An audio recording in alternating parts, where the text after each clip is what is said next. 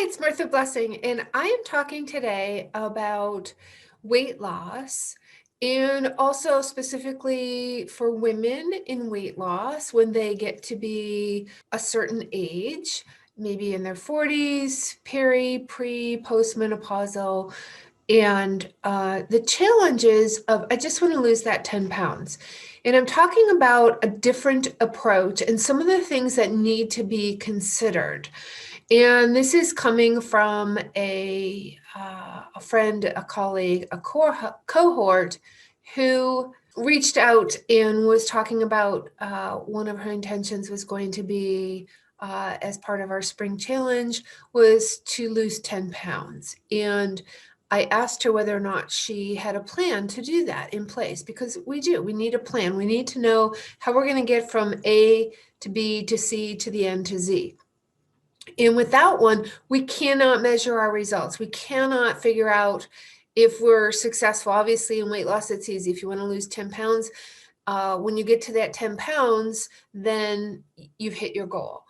But what are the things that get in the way? So her response was she didn't really have a plan, and she imagined and assumed that she would have to decrease her carb intake and increase her protein powders. This is sort of an archaic approach, and I hate to say that. It kind of is the diet industry thing that's going on right now, the popular thing that's going on right now, let's say.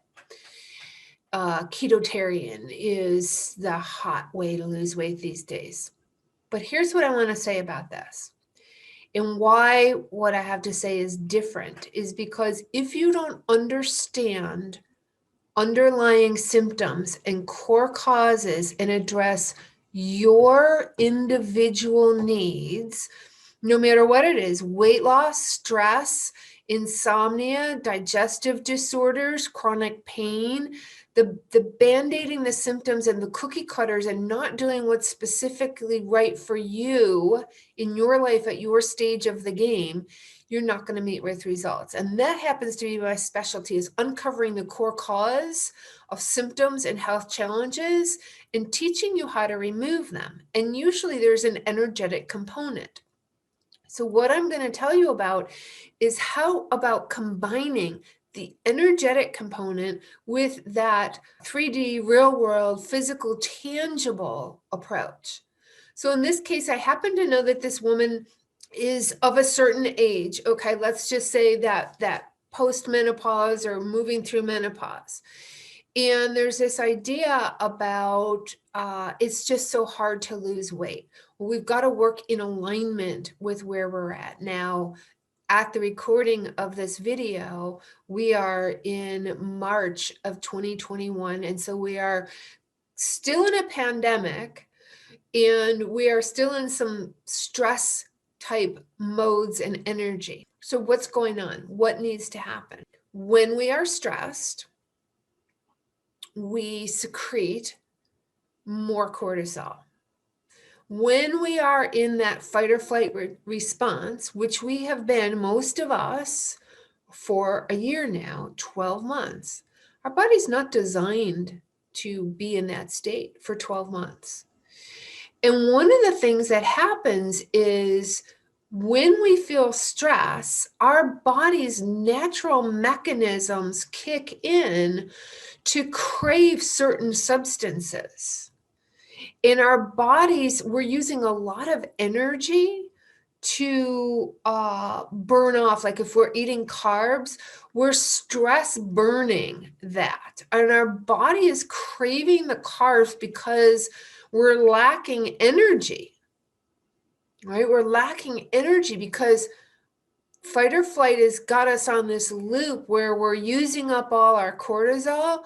We could have adrenal fatigue just from this alone, right? Now, if you add in the fact that we are peri or post menopause and our hormone levels are changing and our cortisol levels are changing anyway, and this pandemic stress is like the hammer, that's the camel that breaks the last straw.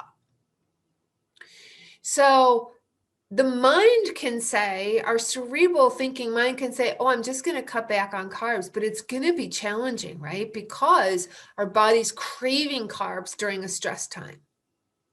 And it may be craving salt during a stress time, which is going to cause us to feel, drained and depleted.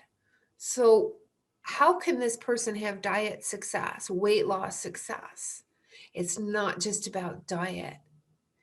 It's about mind, body, spirit, and getting centered and grounded and actually addressing the energy of the stress.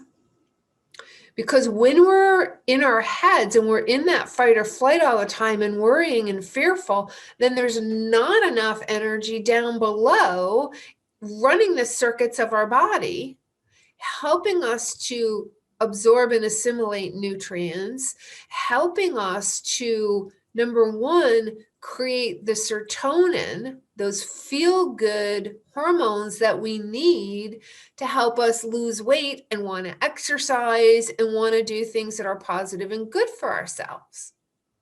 I hope this is making sense.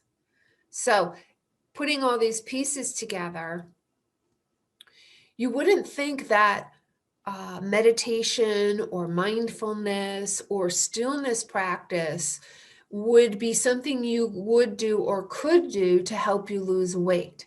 Now, I'm not talking about like hypnotherapy for weight loss. What I'm talking about is bringing more presence and awareness to calming your body, to getting out of your head, relaxing more to shut off that fight or flight stress response. Allow the energy in your body to balance so that more of your energy can go to burning calories. If we're in a stress response, our body goes, oh, don't lose weight. Don't let go of this weight. We might be in a famine. We might be starving and we're going to need this weight to protect us. So during stress, our body holds on to the weight. It's a natural response. An adaptive response.